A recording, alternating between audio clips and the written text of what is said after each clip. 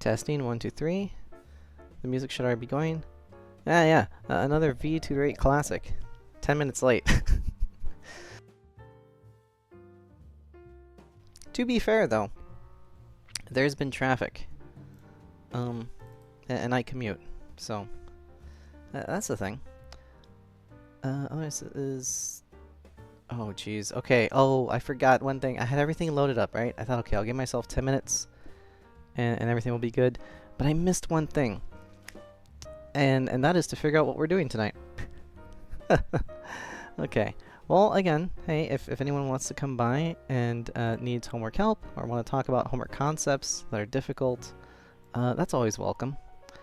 But for now, if anyone wants to free tutoring, you know, I should probably change my spiel, right? Or to talk about math concepts they are working on. Please say so in chat and I'll do what I can to help. Otherwise, today's lesson is drum roll.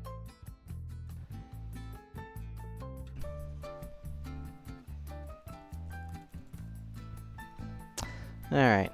Also, I forgot to advertise for today, so let me get to that nowish. Well, I still have seconds to spare. Oh, wait, that's what I forgot.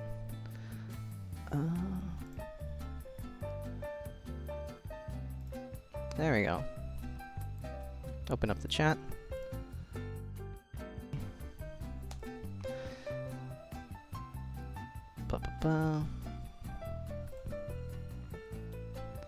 Now there is going to be a little bit of flickering, I'm sorry to say.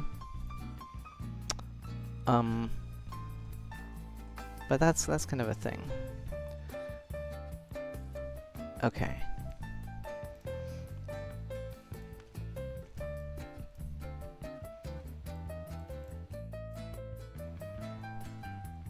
Oh, I don't know how to minimize.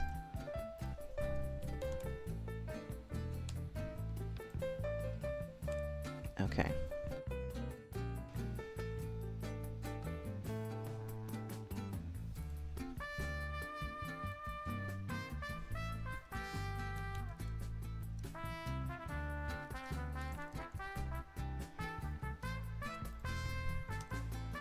I'll be live until...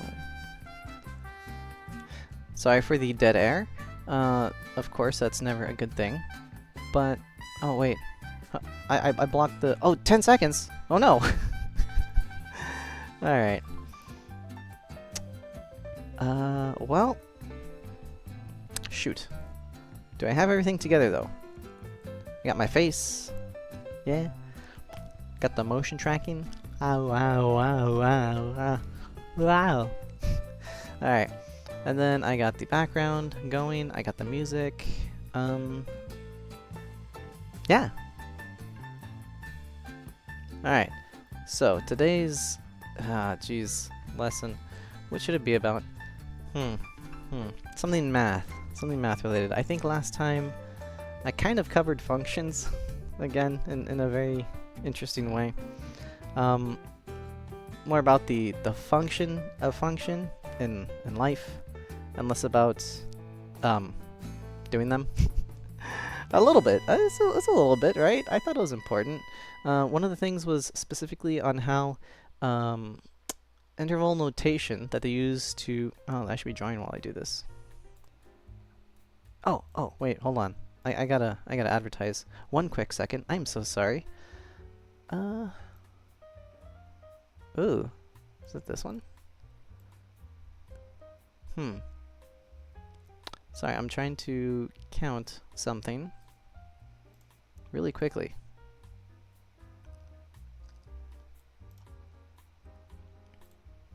Alright, good enough.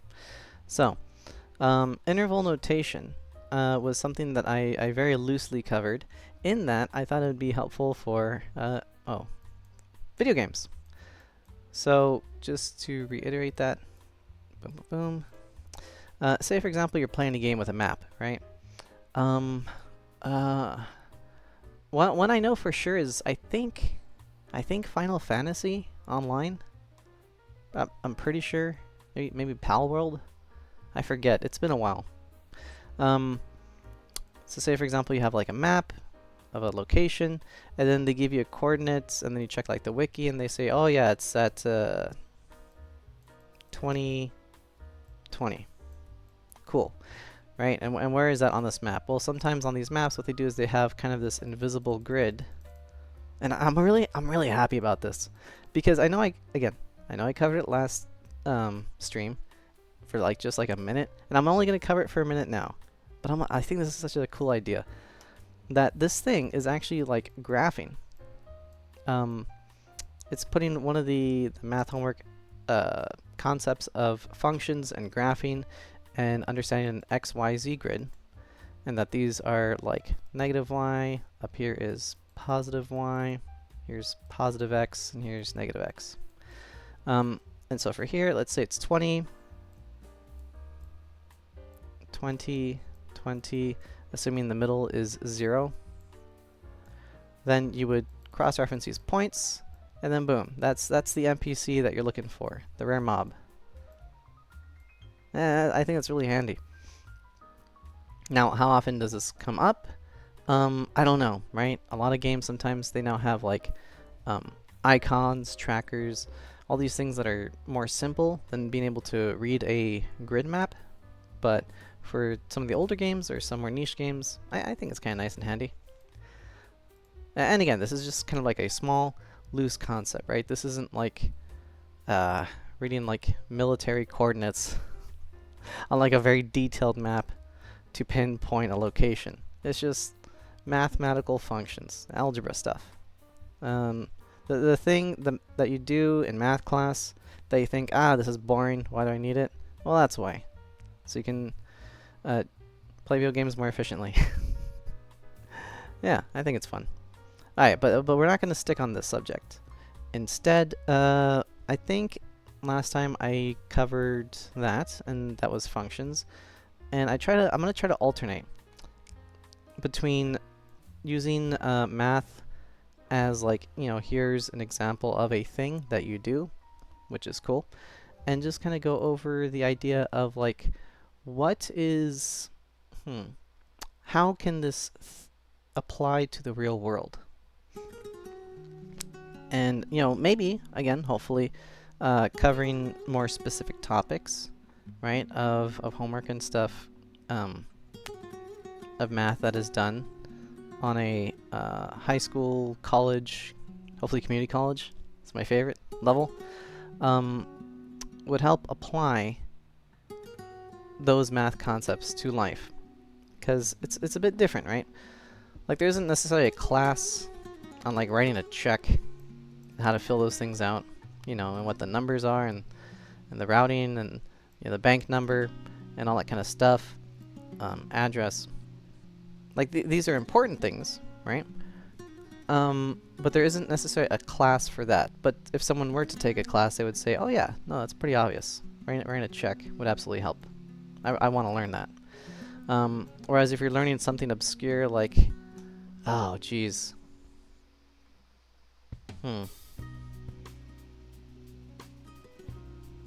let's say, for example, I don't know, I always like variables because it just always lends itself to money, right? Well, why do I gotta know how to solve for x? What's the point in that, right? Like, why should I learn x? Where's the joy in this?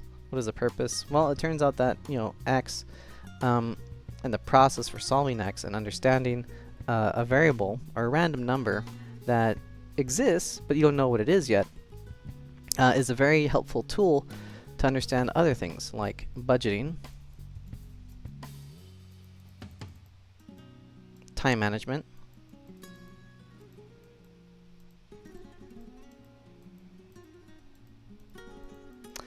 and what's the third one to round it off? Passing math class. Yeah, let's go with that. Passing algebra. Alright, so there's the obvious one, right? Why do you have to know how to solve for x and do all these algebraic equations for your algebra class? Yeah, you kind of got to know it to pass your algebra class. Sure, why not, right? That's important to get. And any kind of, I think, degree, right? I'm pretty sure even like art degrees, they might have like a general studies or the high school that you take leading up to maybe an art college. You'd still need to know that some level of algebra. So there's that, right? Maybe it doesn't have to be the best subject that you're at, but you know, just to understand it enough. You know, sometimes that works. Time management. That's actually surprising because I don't hear this a lot when people talk about like it's usually for budgeting, and I shouldn't say people. When I try to look at why anyone would want to try to solve for X and how to apply it in life, it's kind of a very niche thing. But the examples that I have seen is usually referring to budgeting and finance, not so much with time management. But it does apply, right? So, oh, I think I crossed those out by accident. Let me underline them. That's better. Okay, so time management, let's say for example you want to have 2 hours of fun time a day, right? It seems little, sure, maybe, but I mean, let's say you want to do 1 hour of gaming and 1 hour of writing. No. What's fun? Working out. Alright. 1 hour of working out. That's always fun, right? 1 hour of gaming, 1 hour of working out. You want to schedule 2 hours a day. And then you look at your like schedule, right? And you could look at time is in blocks or different ways. You could say, okay, well, there's the work time, there's sleep, there's eat, there's commute,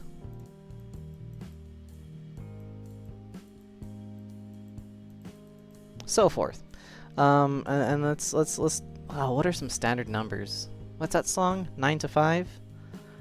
So 9 a.m. 5 p.m. Alright. With how many hours is that? 9, 10, 11, 12, 13, 14. That's only 8 hours. Huh. Is there no like no lunch break? Let's do 9 to 6. 1 hour lunch. Alright. Sleep is what I think a lot of people consider to be like the X variable, right? Which I don't necessarily agree with, but I understand that that's a thing, so we'll just have sleep as X, right? This is the number that we're looking to kind of figure out how much should we sleep if we want this much time for fun stuff, this much time for work. Eat, we can break it into blocks. Let's say like, I don't know, like 20 minutes times 3. And then commute. Yeah, let's do another 20 minutes. Whoever this is very lucky. Wow, only 20-minute commute. Oh, that's nice. Alright. So, with this kind of made-up schedule, right? I'm trying to just pick a bog standard, boring work thing that someone might have. And they're looking to see how much sleep they can get away with. Right? Yeah, hopefully to get more, but if they want to get less and to cut into it, well, again, we'll just keep it as our X for now. You do you. So assuming that you work and you commute, so that'd be, let's see, 8:40 to 9 a.m. is your commute. And again, these aren't like hard numbers because these are totally made up, and you can also like flex with it. By the way, just like how I'm not a professional accountant, I'm not a professional certified scheduler or planner, right? But I am trying to show how algebra can apply to these sorts of things. because the nice thing about time is that time works in numbers. You could kind of maybe think of like, instead of the distance in which you travel to a place as the numbers you work, you could go by off the time it takes to travel to that place. So let's say, for example, if you're focused on time management, right? Driving, you know,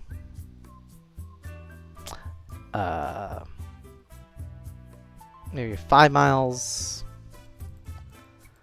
but you're taking the bus, takes 20 minutes. And then you got a place that's like 25 miles by car, but it also takes 20 minutes, right? And so some person might look at these two and think, well, you know, wouldn't you just do the bus because it's less distance? Maybe, right? But if you're just looking at time as the value, and time management is important, these are functionally the same. Now, of course, if you're looking for costs and budgeting, car is significantly more expensive. Alright, wait, I should just draw the dollar sign.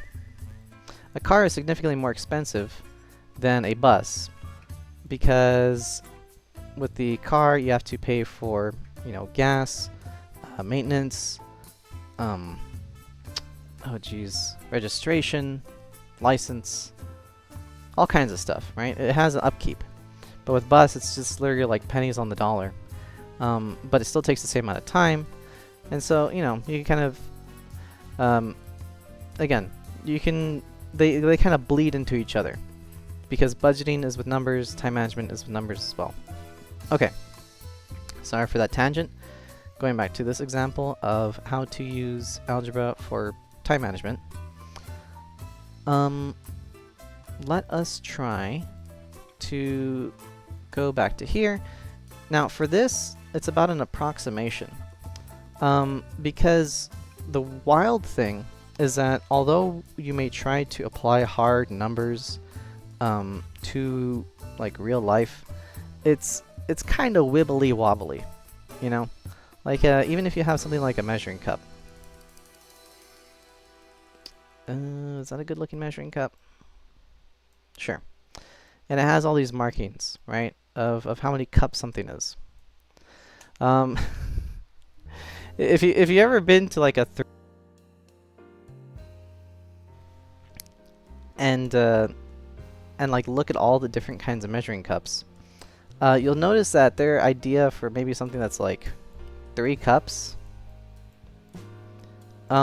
isn't quite exactly the same. They kind of have it here, they might have it like here, they might have it a little bit higher.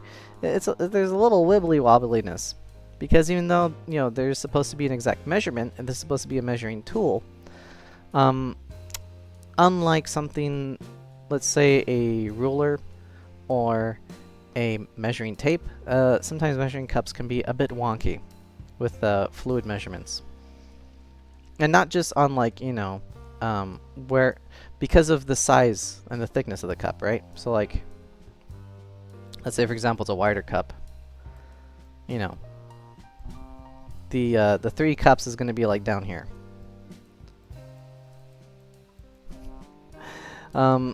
So because this is not like a standardized tool, the measuring cup, where the line is exactly placed can kind of wibble wobble, depending on how, like, you know, big or small the thing is. The measurement might be right, but that might be a little bit off.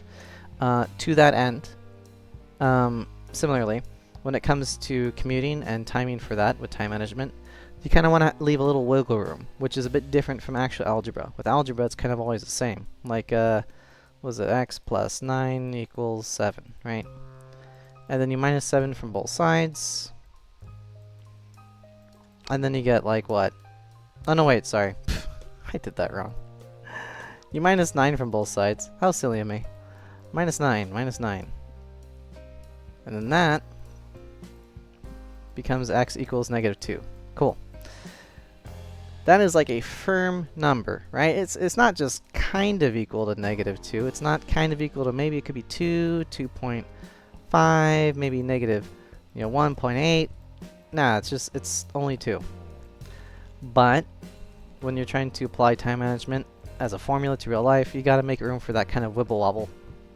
Or maybe, you know, there's things like traffic, things like parking, things like bus being late, things like bus being early, right? So to that end, when we're doing the numbers, or when you do the numbers for applying algebra to your time management, just be aware of that. Give yourself a little bit of extra room, right? If you think it's going to be 20 minutes, I don't know, I'd say like plus or minus like a fourth.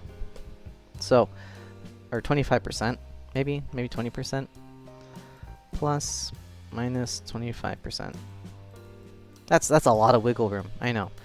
But what that would mean is that, let's say, for example, if you think something's for 20 minutes, right? Then if you have a plus or minus 25% of that, then that would be, what is it, like 4? Or is it? No, 5. It's probably 5. I know it's very silly, but I'm busting out the calculator just to be safe. I'm pretty sure it's 5, but because I guessed 4 initially, I really want to make sure now. Yeah, it's 5. Alright, good enough. So, that 25% of this value right here will then become 5 minutes.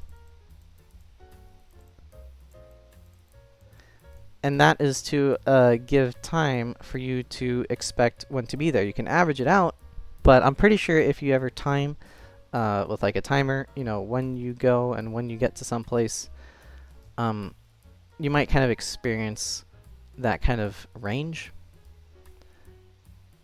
So it could be anywhere from 25 minutes to 15 minutes. And you really want to kind of give yourself extra time. You want to have a lot of extra padding. So if you think of these numbers visually, right? If you think of the time of work as like a block, right? And the time of sleep as like a block, and the time of gaming as like a block, and the time of commuting as like a block, visually, right? Because within this, you're going to have to figure out, okay, what is this? I should have drawn these like sideways. Can I rotate these things? No, I cannot. All right, let me try again. Block, block, block, block. There it is.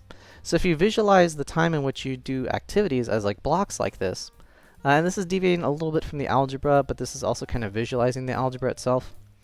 And you only have like a space that's like this, right? This is your day. And you have all these block spaces. You kind of want to give a little bit on the edges. Can I do fill? Oh. Wait a minute. I don't think I can. Filled shapes. Oh. I can! I can! Okay, alright. That's cool.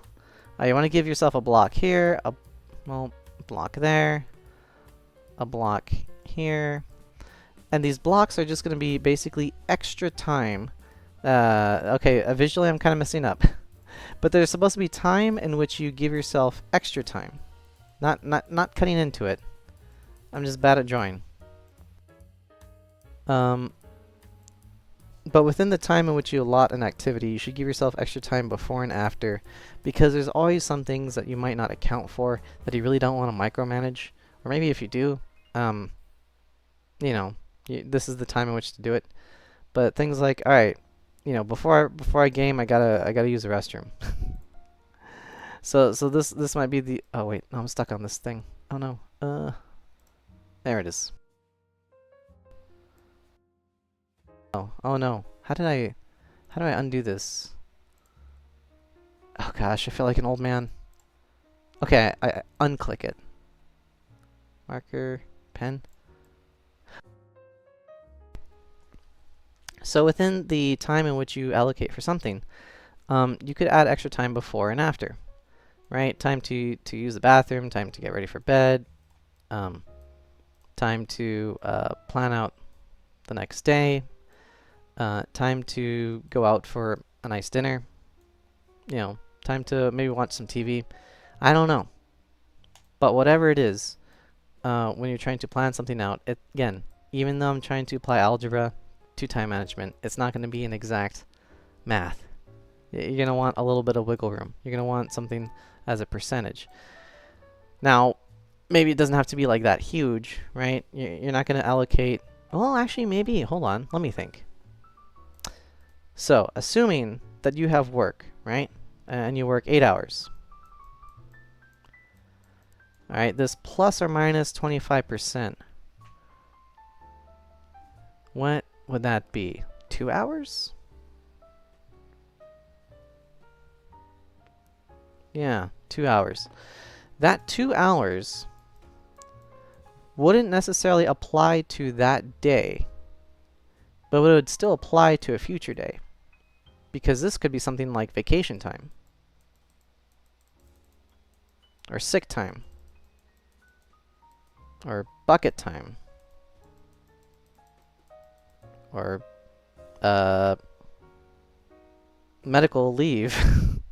It could be a whole variety of things. Things that you don't do during the work day normally, but that plus or minus 25% you should probably still account for. Although, hold on. This is an insane value. It'd be way smaller than that. Like, who gets 2 hours of vacation a day? That'd be bananas. What's that?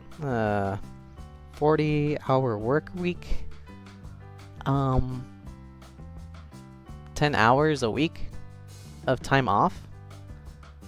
Ugh. Okay, it wouldn't be that high. It wouldn't be like 25%. Maybe something like, I don't know. Let's do maybe like 6 hours a month. And then if you go by 8 hours a day, how many work days would be in an average month? Well, is there a calculator built into here? That would be so nice. No, there's not. That'd make too much sense. Alright. Let me just do the math on my handy-dandy phone.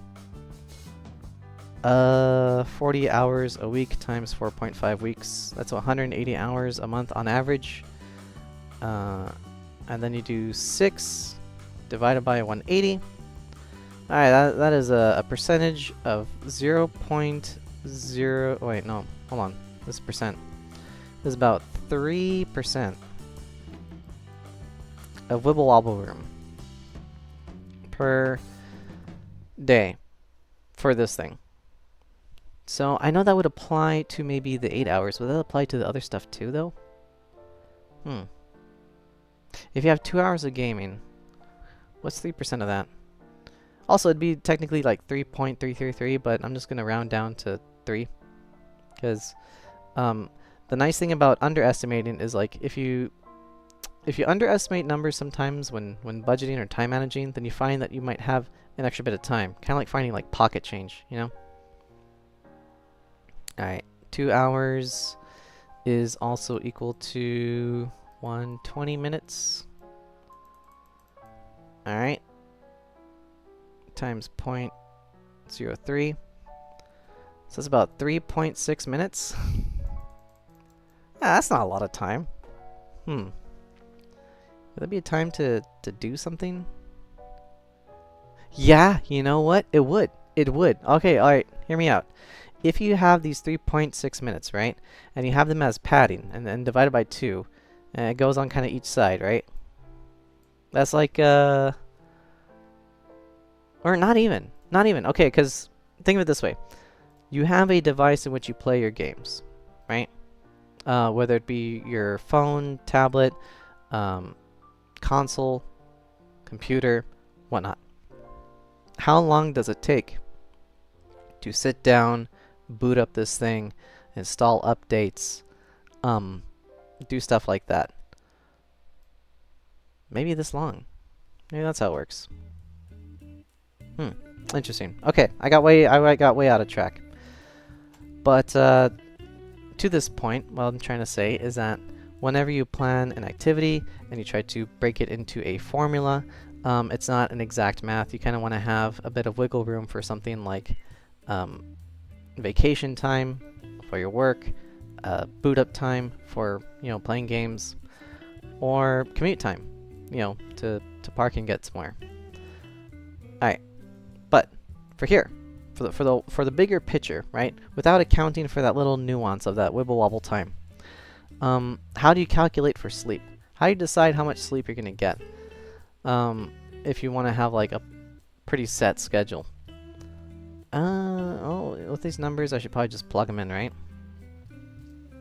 You got 24 hours minus, what's that? 9, 6. Is that 9 hours? Yeah, I'm thinking it's 9 hours. 8 hour with 1 hour lunch, yeah. What's this? 15? Is it 15? It's probably 15. Alright.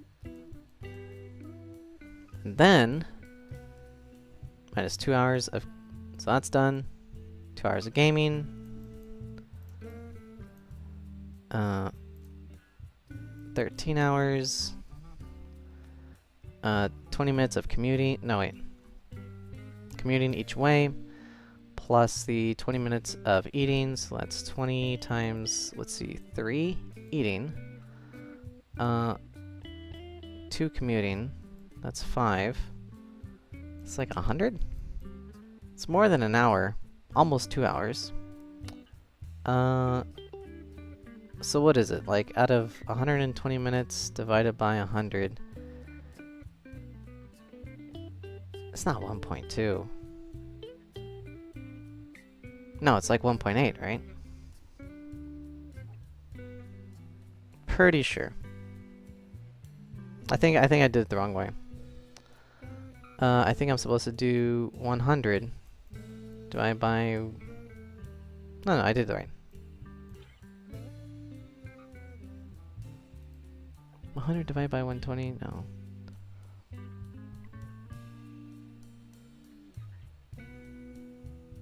Yeah, okay. So it's 80% of 2 hours. All right, let's try this again. 100 minus 60 equals 40. Then you got the 60, which equals 1. From there, and you got the 40 over 60, which will be added to here. Boom, boom. How do I turn this into like a decimal? It's like 2/3. It's not quite 75, is it? It's like 6.6. Alright, so you got 1.6. All that math just to figure out, alright, how do I calculate for all this commute time?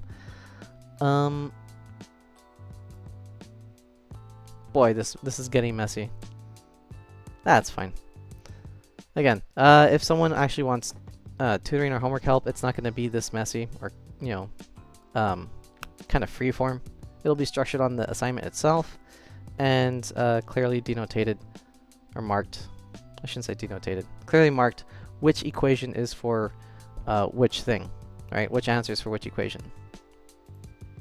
But because it's just me and I'm basically talking to myself and doing the numbers in my head half the time, I can be a little messy. That's fine. This may or may not be how I calculate things. Although I don't know if I really do time management and like go down to like the minute and like have a percentage of like commuting and say, okay, I got like 3 minutes to use the bathroom. Go. That'd be funny. Alright. 11.4 hours of mystery time. And then you have sleep for X. Now, maybe with looking at this, you would think, wow, I can get 11.4 hours of sleep if I just do all this, right? And again, it's not exactly even perfectly fitted like this because here's the thing, right? Within that hour for lunch, you could actually be eating your lunch. So these numbers can overlap, right? Wait, I did the commute. Whoopsie daisy. Within the... where's... oh no, my messiness has doomed me. Ugh.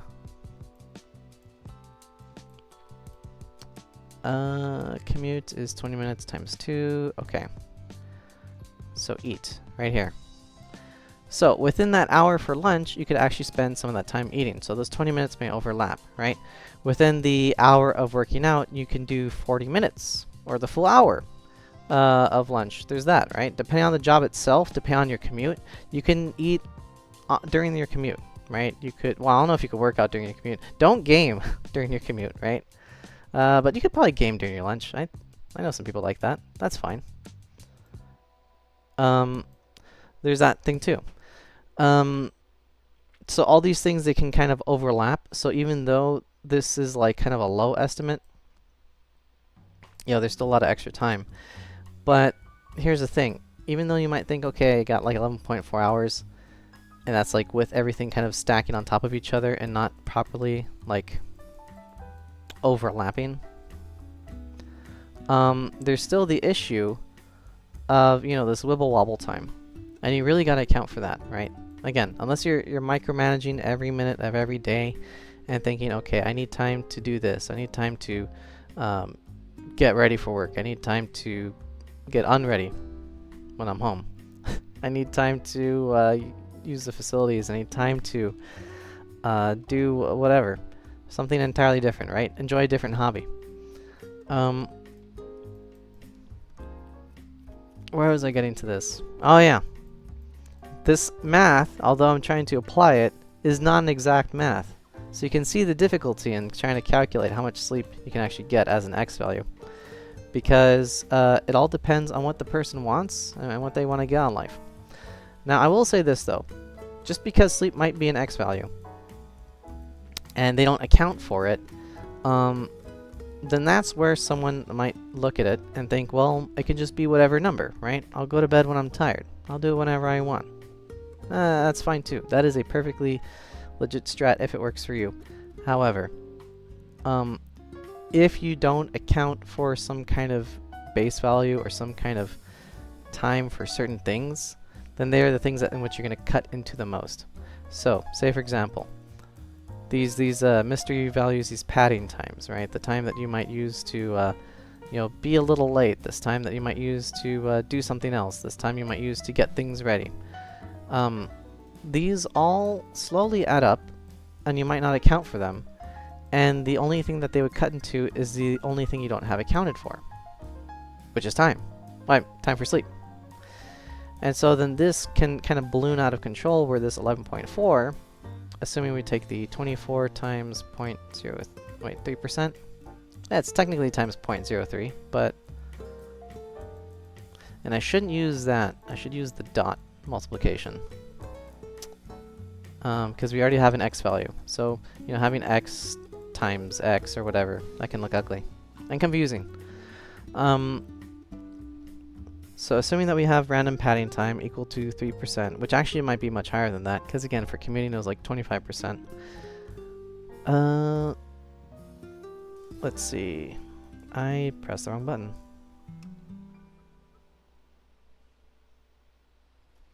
It's about like 0.72 hours.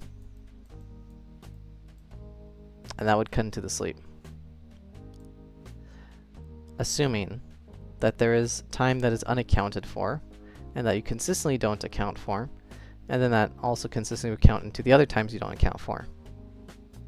Similarly, if someone has the other habit where they not only have sleep as an X value, but things like traffic, right, as an X value. They don't know how long it's going to take. Why should I have to account for traffic? It's just, it is what it is. It's just nature. It's just life. Life happens. Nah. So if your traffic is an X value and you don't assume some kind of number for it, right? Like, okay, if I don't leave now, I'm gonna be late because there's gonna be traffic, and I'm gonna be maybe an extra 10 minutes late. Right? If you don't have that, you just have it as an X value and think it'll be what it'll be. Then these two things can cut into each other. Again, this is deviating a little bit from using algebra as a formula to figure out sleep and traffic, but what it is saying is that, say for example, you have a math problem on a test, right? And it's some like crazy stuff. Is it like this?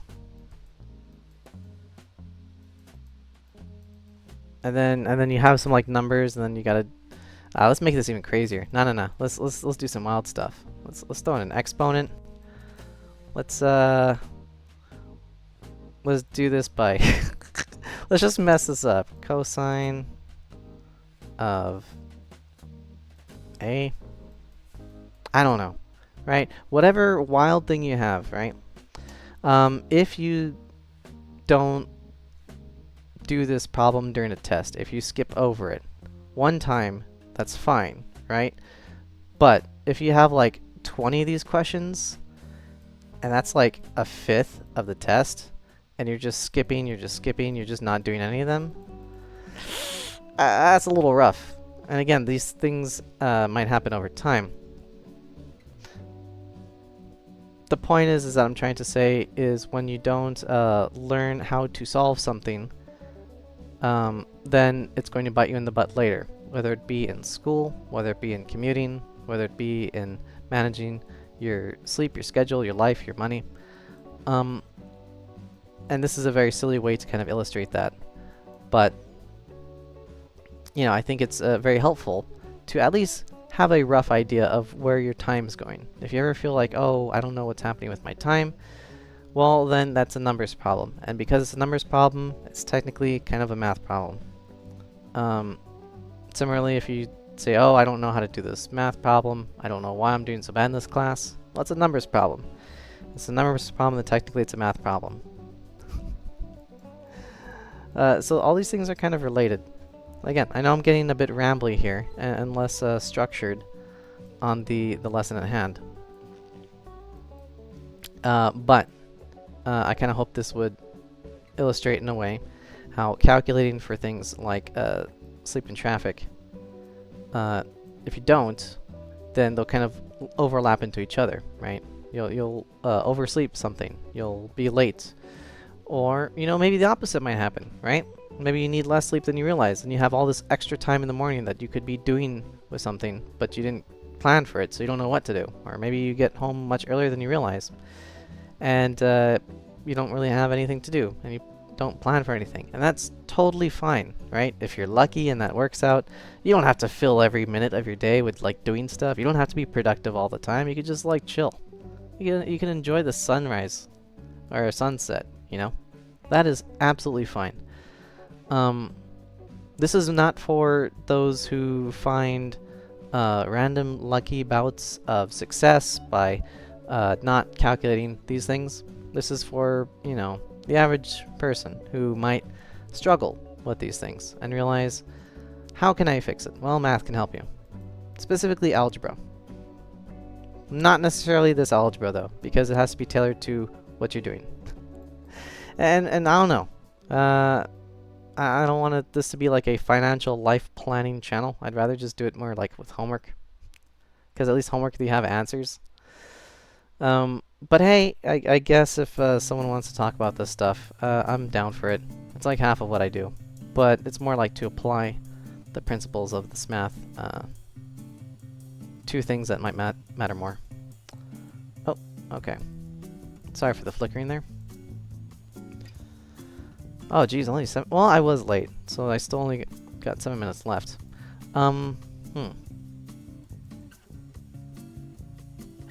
Is there anything else? I could go into budgeting again.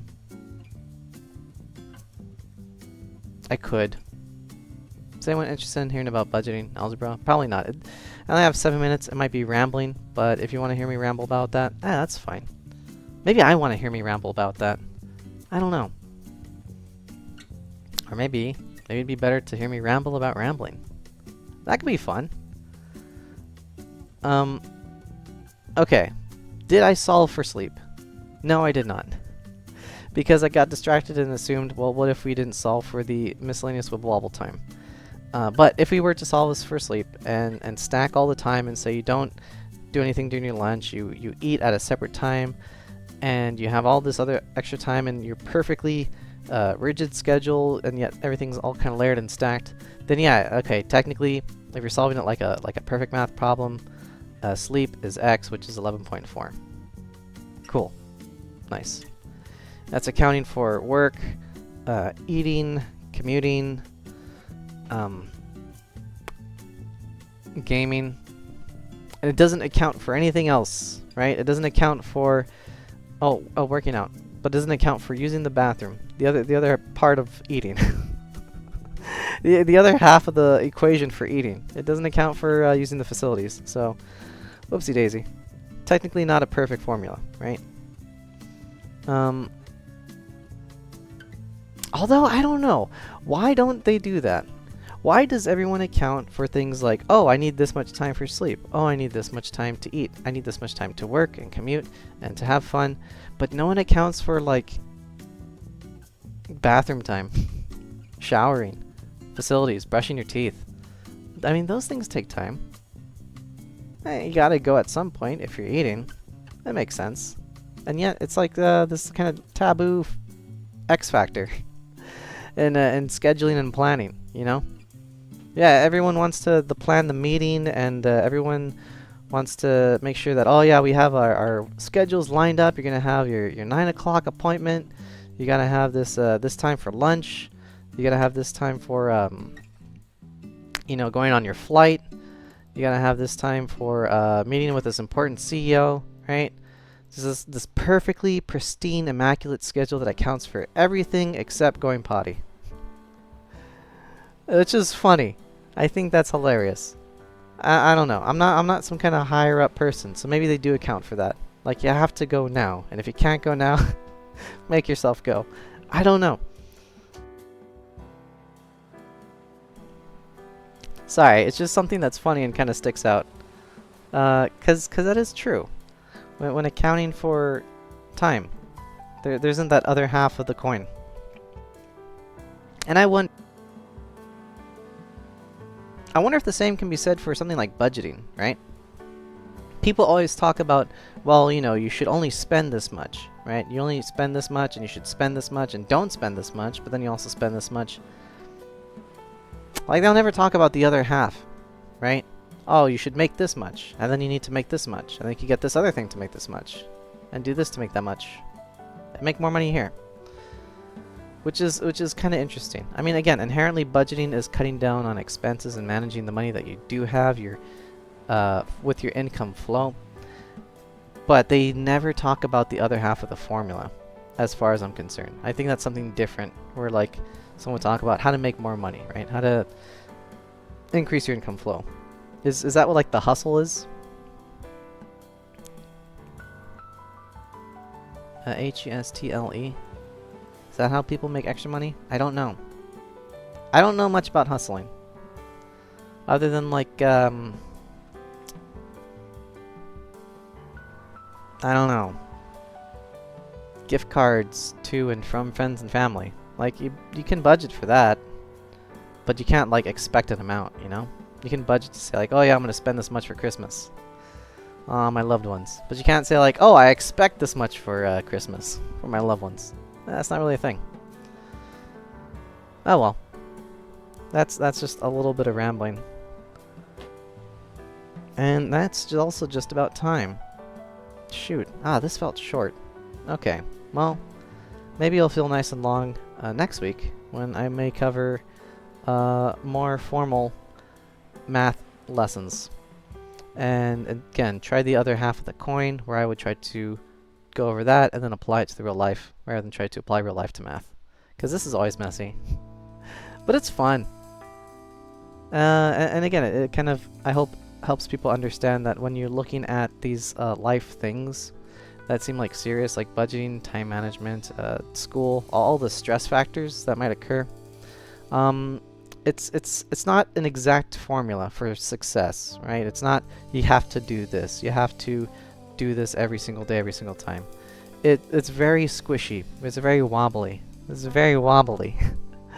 and so, you know, it's not only just doing what makes you happy, but also makes you content, and find your own success by your own metrics, right? You gotta make your own formula.